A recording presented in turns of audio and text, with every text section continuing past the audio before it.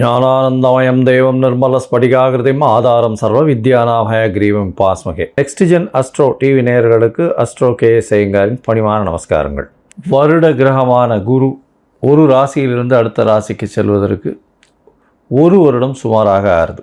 அதாவது 13 மாதங்கள் ஆகும். இந்த வருஷம் பார்த்தாலேயானால் குரு பகவான் மிதுன ராசியிலிருந்து கடக ராசிக்கு போகிறார். என்னைக்கு போகிறார்?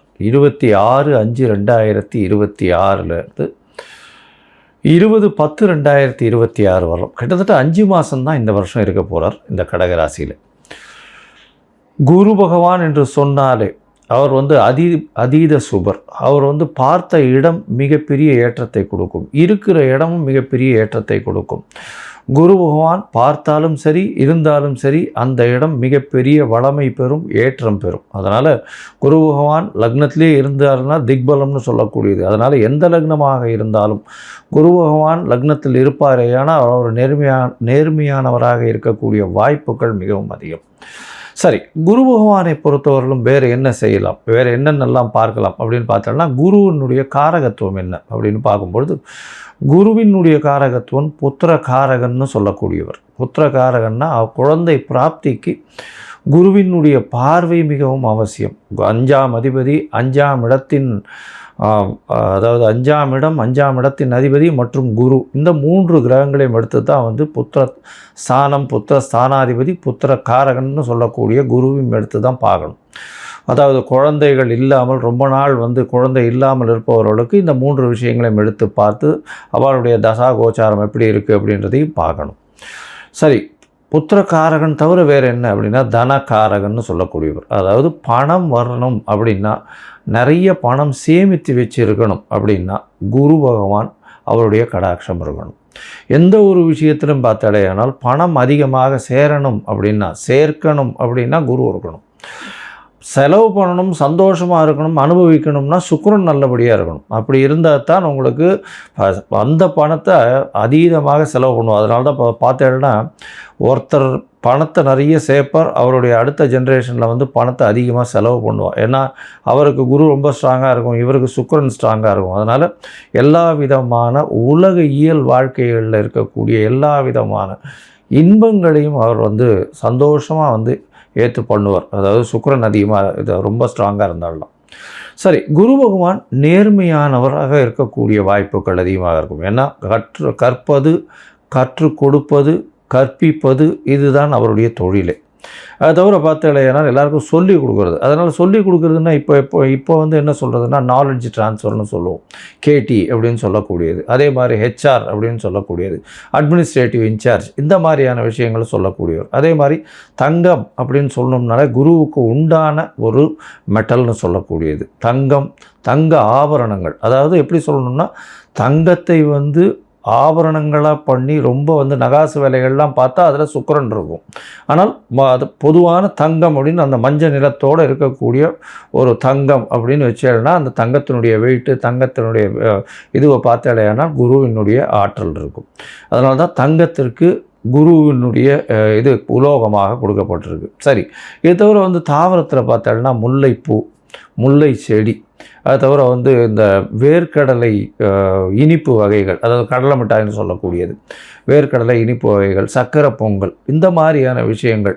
அது தவிர பார்த்தாலேனால் இந்த குரு பகவானுக்கு உண்டான மஞ்சள் மூக்கு கடலை, வெள்ளை மூக்கு கடலை, கருப்பு மூக்கு கடலைன்னு இந்த குரு பகவானுக்கே சுண்டல் போடுவோம். அது தவிர மஞ்சள் துணி, இது எல்லாமே குரு பகவானை சொல்லக்கூடிய விஷயம். குரு எல்லாவற்றிற்கும், அதாவது தேவர்கள் எல்லாருக்குமே அவர் தான் குரு. அதனால் இந்த குரு பகவான் எந்த கிரகத்தை பார்த்தாலும் குருவுக்கே எல்லா விஷயங்களிலும் அதிகாரம் உண்டு. அதனால் எந்த ஒரு தீய கிரகத்தை பார்த்தாலும் அவரும் கட்டுப்பாட்டில் வருவார். அதாவது தீய கிரகம்னு சொல்லக்கூடியது சூரியன், செவ்வாய், அதை தவிர ராகு, கேது, சனி வாழெல்லாம் சொல்கிறோம். இந்த கிரகங்களை பார்த்தாரேயானால் அந்த கிரகங்கள் சுபப்படக்கூடிய வாய்ப்புகள் மிகவும் அதிகம். எந்த இடத்தில் இருந்தாலும் இந்த துர்கிரகங்கள் குருவின் பார்வையினால் சுபப்படக்கூடிய வாய்ப்புகள் மிகவும் அதிகமாக இருக்கும். சரி, இந்த குரு பகவான் இப்போது மிதுன ராசியிலிருந்து கடக ராசிக்கு போகிறார். இந்த குரு பகவானுடைய காலபுருஷ தத்துவத்தின் ராசி பார்த்தோம்னா 9ஆம் ராசியும் 12ஆம் ராசியும், அதாவது 9ஆம் ராசி அப்படின்னு சொல்லக்கூடியது தனுசு, 12ஆம் ராசின்னு சொல்லக்கூடியது மீனம். இந்த 2 ராசிக்கும் அதிபதியாக இருக்கக்கூடியவர் குரு. இந்த குரு பகவான் கடகத்தில் உச்சம் பெறுறார். கடகத்தில் உச்சம் பெறக்கூடியவர் குரு பகவான். இதில் என்ன ஒரு பெரிய விசேஷம் அப்படின்னா, குரு பகவான் 9ஆம் இடத்துல வந்து அதாவது உங்களுக்கு படிப்பு, அதை தவிர வெளிநாடு போய் படிப்பு, மேற்படிப்பு, இது எல்லாமே வந்து குரு பகவானால் நல்லபடியாக ஆசீர்வதிக்கப்பட்டால் மட்டுமே உங்களுக்கு கிடைக்கும். அதே மாதிரி 12ஆம் இடத்தினுடைய அதிபதினு சொல்லக்கூடியவர் காலபுருஷ தத்துவத்தின் பிரகாரம். அதன் மூலியமாக பார்த்தாலேயானால் குரு பகவான் சுப செலவுகளை கொடுப்பார். அதாவது 12ஆம் இடம் செலவுகளை கொடுக்கறது, அதாவது அயன சயன போகஸ்தானம் விரயஸ்தானம்னு சொல்லக்கூடிய இடம். உங்களுக்கு வந்து சுப செலவுகள் கொடுக்கணும், அதாவது பணம் வந்தாலும் சுபமாக இருக்கணும். அதை தவிர வெளிநாட்டில் போய் உங்களுக்கு வந்து அங்கேயே இருந்து பிஆர், அதை தவிர வந்து பர்மனெண்ட் ரெசிடென்ஷிப், அதை தவிர இந்த க்ரீன் கார்டு, இந்த மாதிரியான விஷயங்கள், H1B இதெல்லாம் வாங்கி அங்கேயே பர்மனெண்ட்டாக செட்டில் ஆகக்கூடிய பாக்கியத்தையும் உங்களுக்கு குரு பகவான் 12ஆம் இடத்துல இருந்தாலும் சரி, 8ஆம் இடத்திலிருந்து 12ஆம் இடத்தில் பார்த்தாலும் உங்களுக்கு அந்த வாய்ப்பினை நிச்சயமாக கொடுப்பார். சரி, இந்த குரு பகவான் இந்த ஒரு ராசிக்கும் என்ன பண்ணுறார் அப்படின்றத நம்ம பார்க்கலாம்.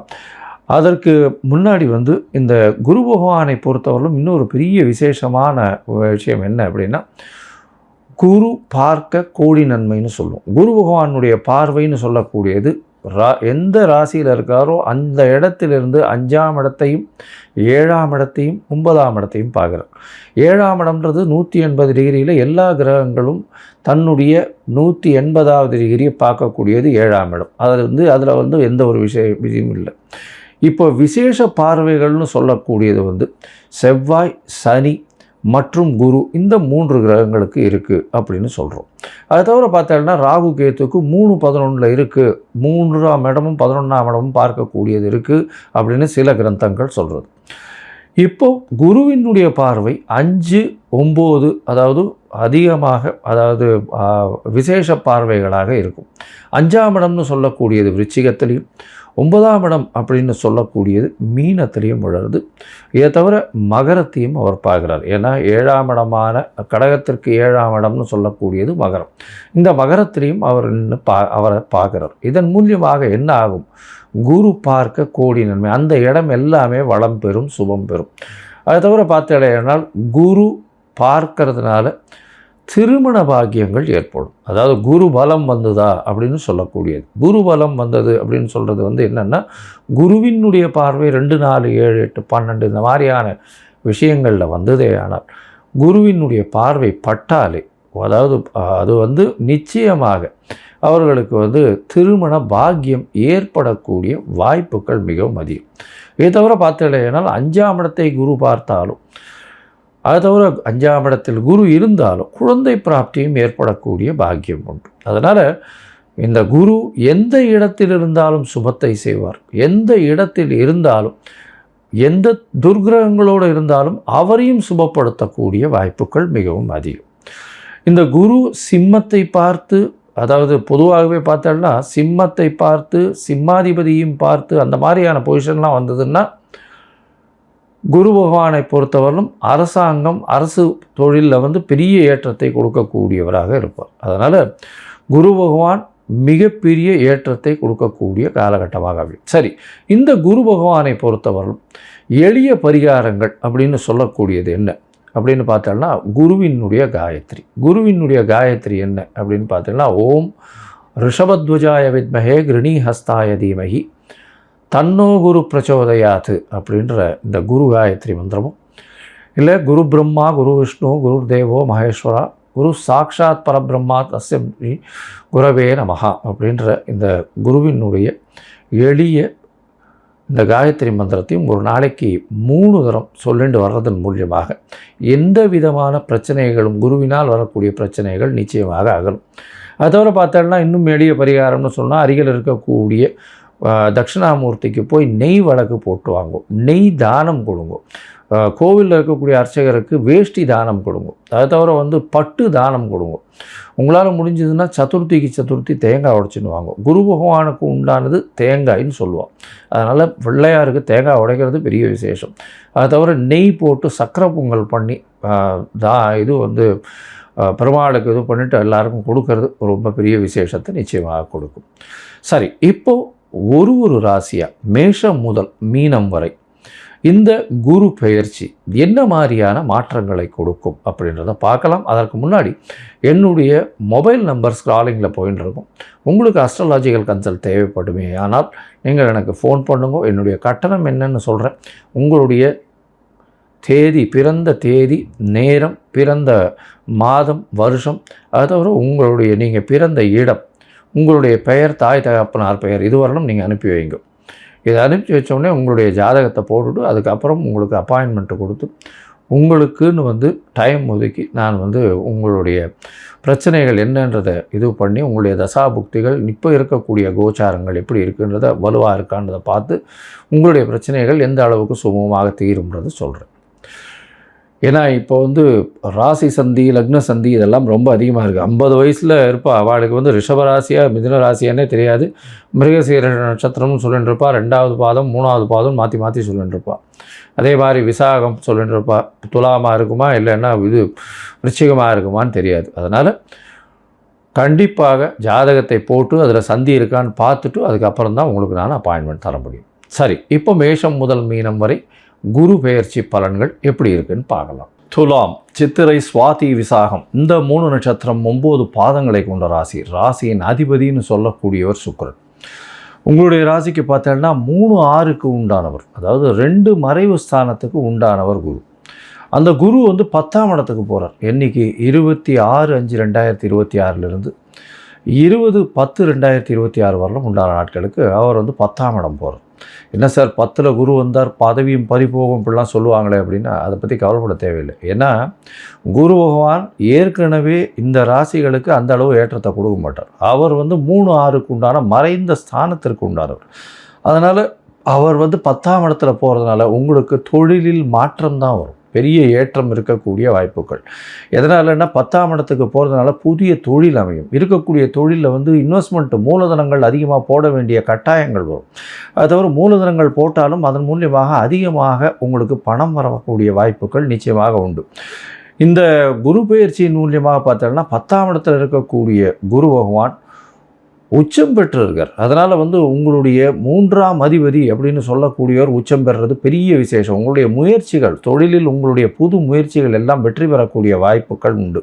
அது தவிர பார்த்தோம்னா 6ஆம் அதிபதினு சொல்லக்கூடியவர். அதனால் எந்த ஒரு போட்டியாக இருந்தாலும் சரி, எந்த ஒரு காம்படிட்டிவ் எக்ஸாம்ஸு அந்த மாதிரியான விஷயங்கள் எல்லாத்துலேயுமே உங்களுக்கு நிச்சயமான வெற்றி உண்டு.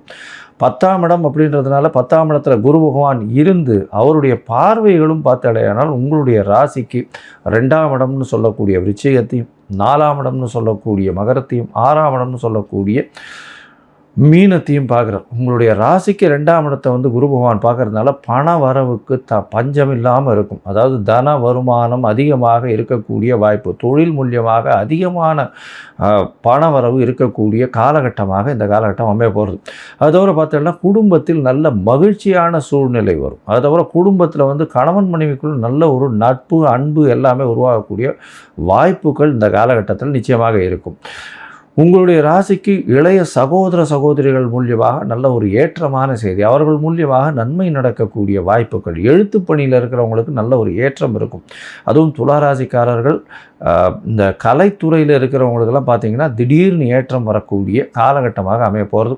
எழுத்துத்துறையில் இருக்கிறவங்க, கவிஞர்கள், கட்டுரை எழுதுபவர்கள், இவங்களுக்கெல்லாம் திடீர் மாற்றங்கள் வரும். அது தவிர இந்த டைரக்டர்ஸு, ப்ரொஃபஸர்ஸு, டீச்சிங் அந்த ரேஞ்சில் இருக்கிறவங்களுக்கெல்லாம் நல்ல ஒரு ஏற்றம் கிடைக்கக்கூடிய வாய்ப்புகள் இருக்கும். அதுவும் ஃபிலிம் டைரக்டர்ஸு, அது தவிர மியூசிஷியன்ஸு, இவங்களுக்கெல்லாம் நல்ல ஒரு ஏற்றம் இருக்கக்கூடிய காலகட்டமாக அமைய போகிறது.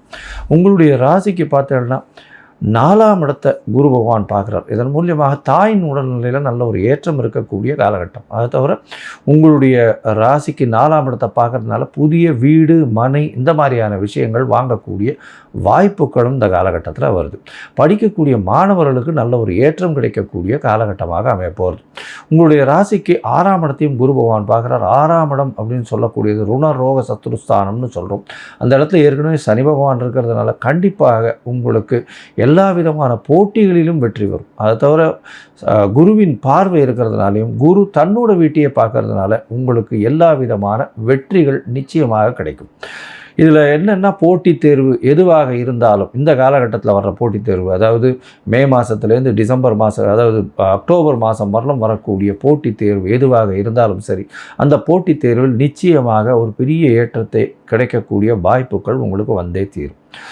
சரி, மொத்தமாக பார்க்கும் பொழுது இந்த துலா ராசிக்காரர்களுக்கு 10ஆம் இடத்தில் குரு பகவான் இருந்தாலும் அவர் 3-6 அதிபதி என்பதனால், 2 மறைந்த ஸ்தானத்தின் அதிபதி என்பதனால் மிகப்பெரிய தாக்கத்தை அவர் தொழிலில் உங்களுக்கு நெகட்டிவாக ஏற்படுத்தக்கூடிய வாய்ப்பில்லை.